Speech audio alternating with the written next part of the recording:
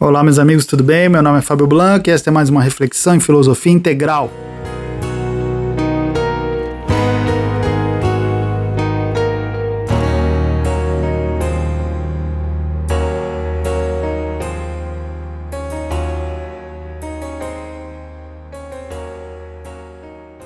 E vamos continuar refletindo sobre o livro Ortodoxia de Chesterton. Agora nós vamos falar de um outro tema que ele trata, que é o panteísmo. É interessante, né? Porque, assim, o panteísmo trata da relação do homem com a própria natureza. Eu vou explicar para quem não sabe o que é panteísmo, o que é panteísmo. Mas ele trata, assim, da relação do homem com a natureza.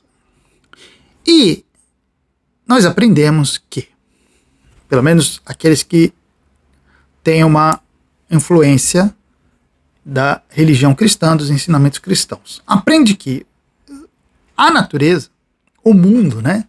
Natureza, mundo, é inimiga do homem. O homem tem três inimigos básicos, que são o diabo, a carne e o mundo. O mundo e a carne são a natureza, tá certo?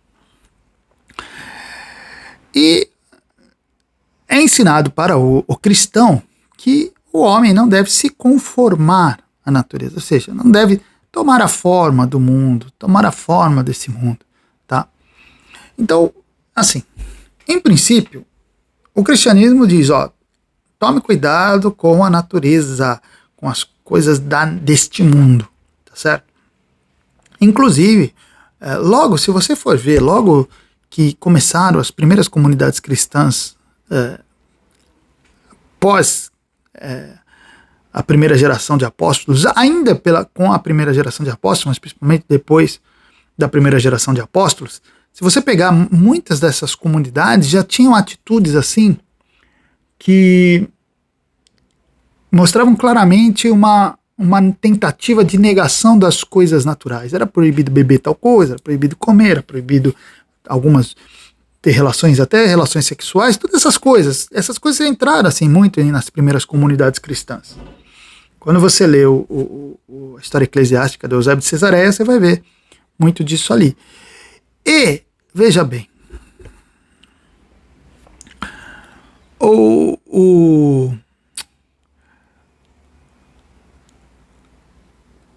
ao mesmo tempo, surgem as seitas gnósticas, que abertamente consideravam a natureza como uma coisa má, uma coisa que deveria ser superada, a natureza como uma inimiga. O homem deveria negar a própria natureza, o homem deveria negar a própria carne, ele deveria superar a natureza para que pudesse, assim, ter uma evolução, vamos dizer, espiritual. Então, para os cristãos, fica assim uma dúvida, pomba, é para negar a natureza ou a gente vai condenar quem nega a natureza? Então fica uma situação assim, a gente deve absorver a natureza, né, como algo bom ou não, né? Então essa é uma dúvida que às vezes a coisa tivesse assim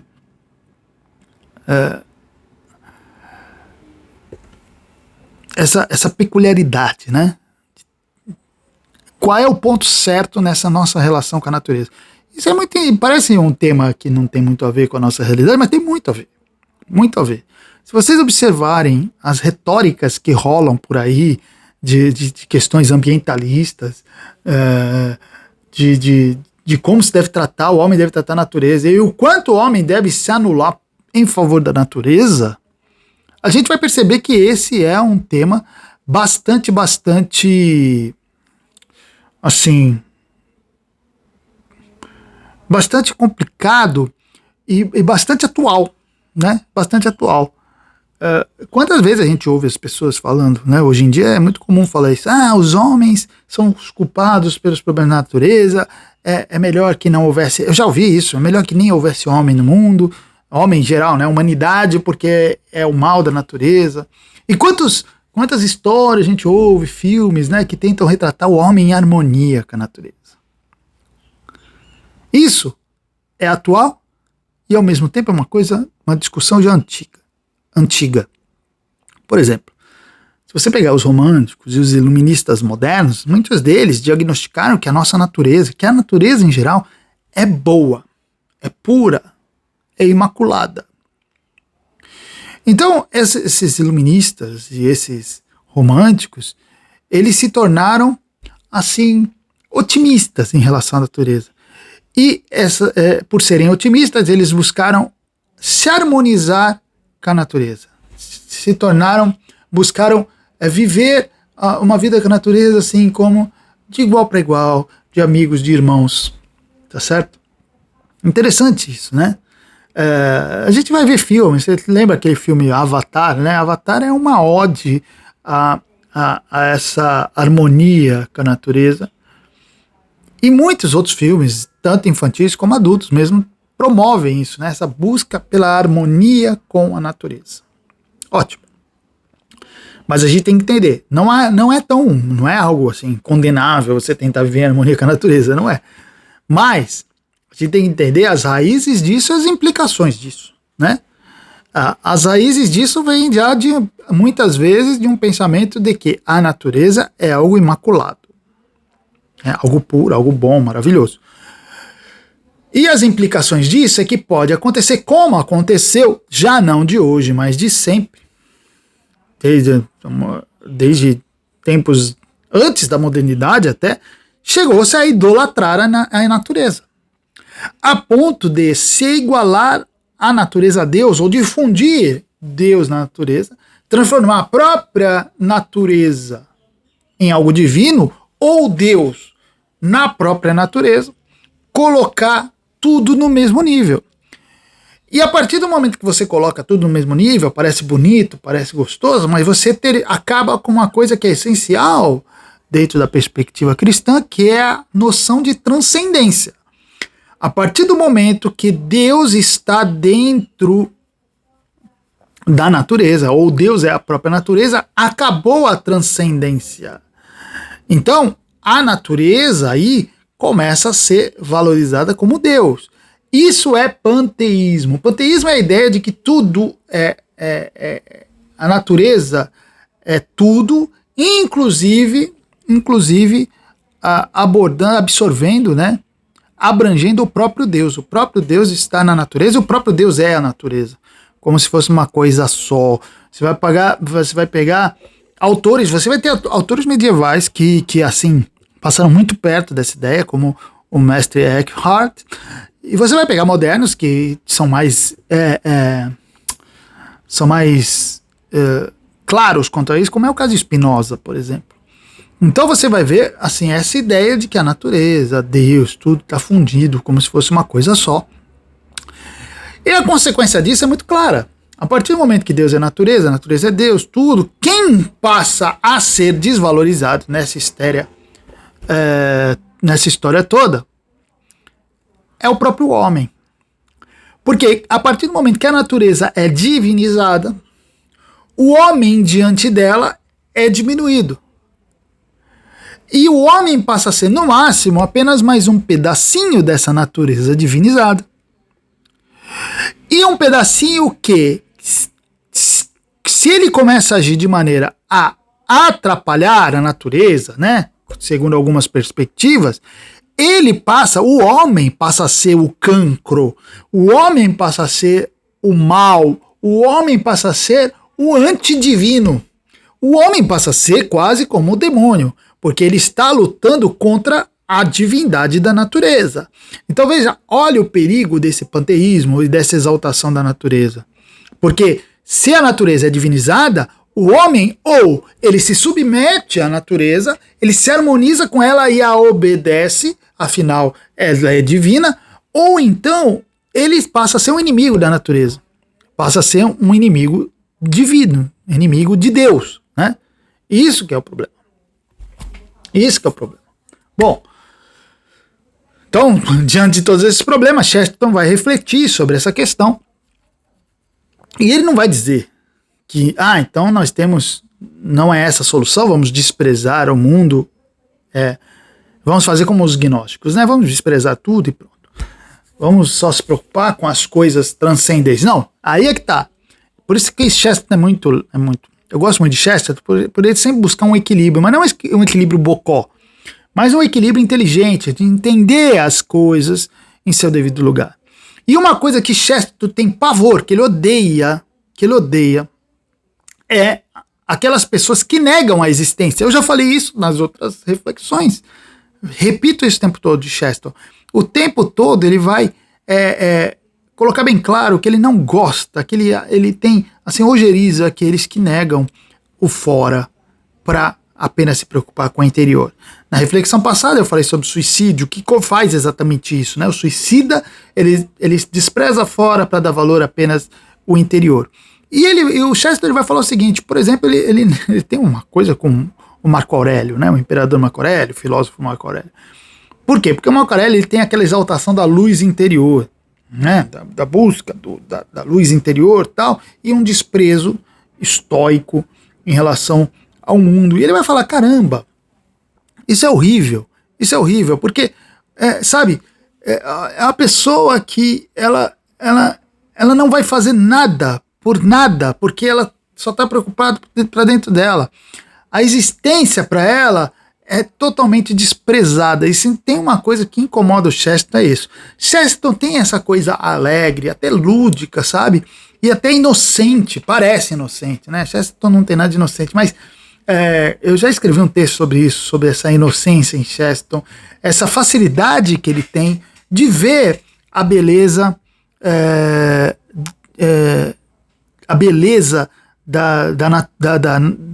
da existência.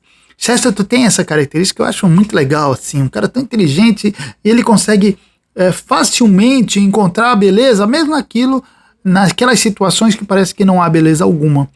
E uma das coisas que incomoda ele muito é esse desprezo que algumas pessoas mostram pela existência. Então ele vai falar, não é esse caminho, não é porque nós não vamos divinizar a natureza que nós vamos negá-la. Não é nenhuma coisa, não é nem para divinizar e nem para negar. Então o Chesterton vai nos lembrar o seguinte, que a natureza, ela tem algo de errado, porque a natureza, ela é decaída, como nós. Aliás, tecnicamente, a natureza é decaída por nossa causa, por causa do ser humano. Ela decaiu junto com o ser humano, né? Decaiu junto com o ser humano. Tem um trecho do apóstolo Paulo, se eu não me engano é do apóstolo Paulo, que ele fala que a natureza clama, né, como em dores de parto pela restauração do homem, como se ela fosse restaurar junto, né? Ou seja, ela é dependente. Mas quando o homem decaiu, ela decaiu junto, então a natureza tem os problemas de uma natureza decaída.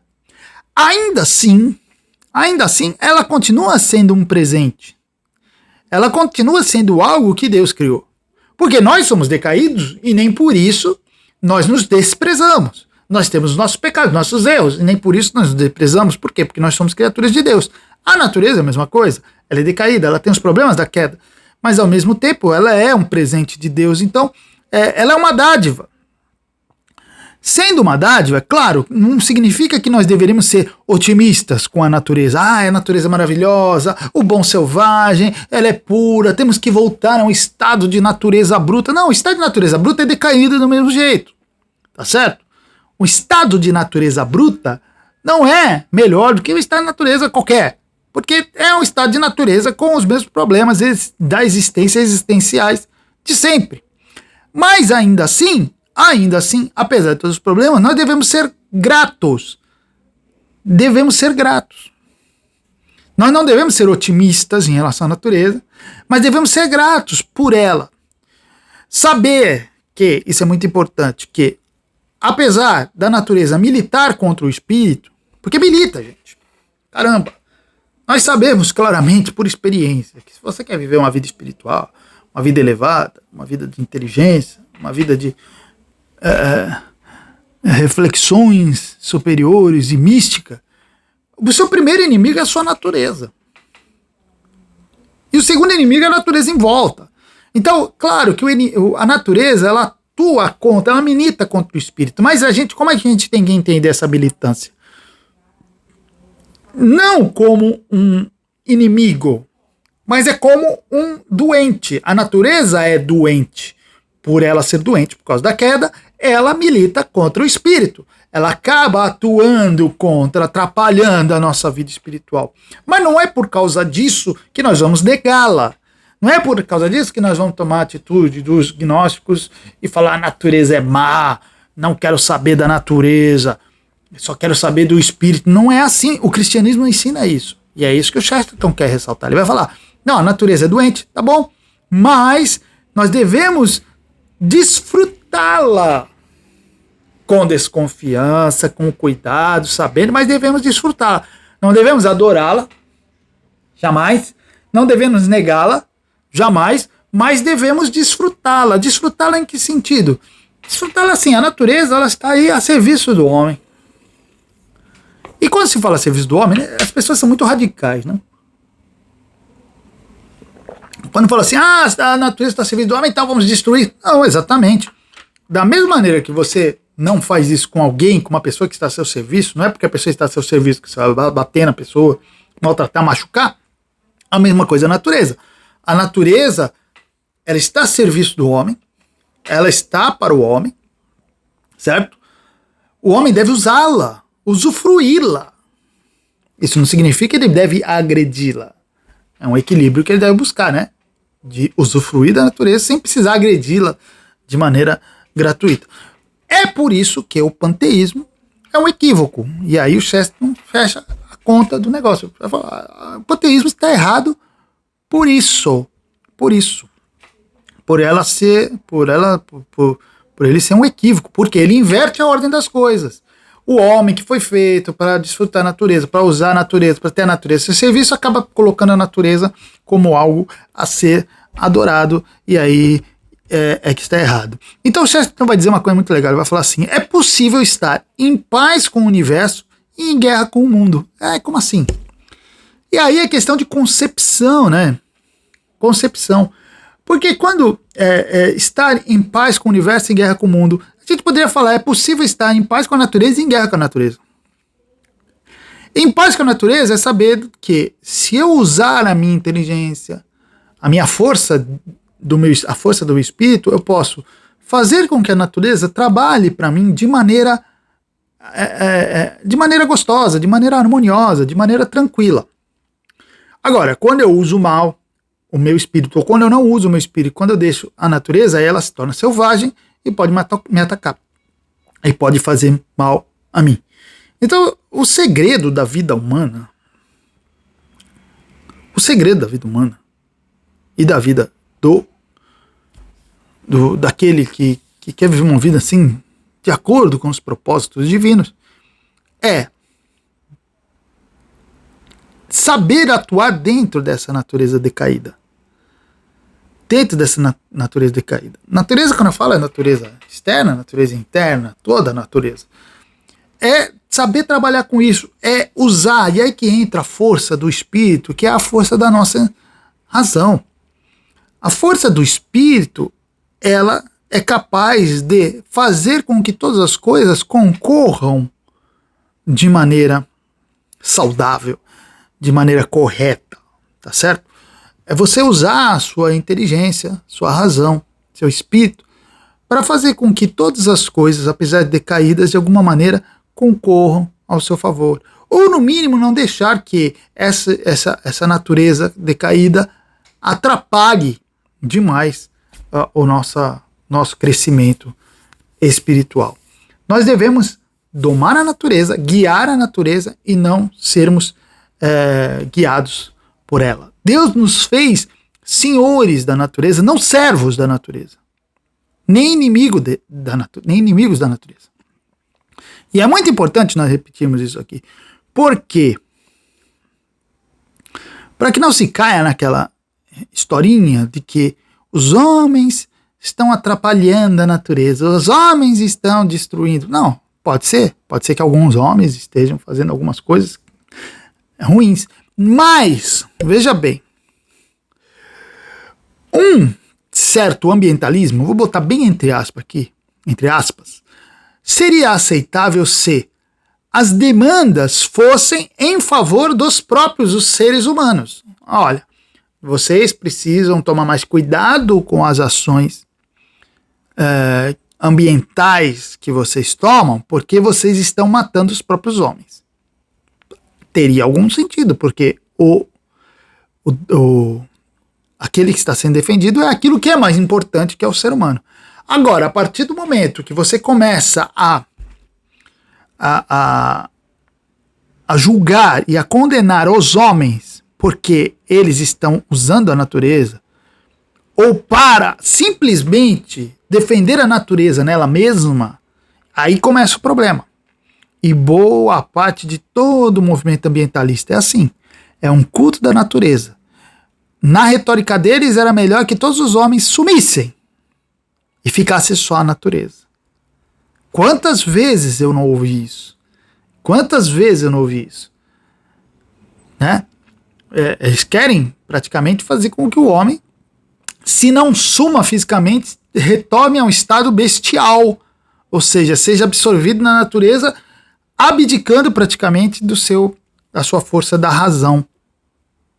Isso é uma questão crucial do pensamento moderno, do pensamento romântico na modernidade, que é a negação da razão. O que nos atrapalha é a razão. Eu já falei aqui com vocês sobre Rousseau. A base de Rousseau é exatamente essa. É a razão que atrapalha. E a razão é que traz toda a tecnologia, a razão é que traz essas evoluções instrumentais. É a razão que usa a natureza, que mexe com a natureza. Mas veja, os homens eles estão usando a razão a seu favor. Se eles abusam de maneira que atrapalha a própria vida humana, e aí tem que se discutir cada caso e cada ato para ver se é isso mesmo, porque é tudo muito misturado, tem algum sentido uma certa moderação, né, no uso, porque tem que ponderar se isso está sendo bom para os homens em geral. Mas muito da retórica ambientalista não é isso não. É simplesmente assim, vocês não podem comer carne porque faz mal.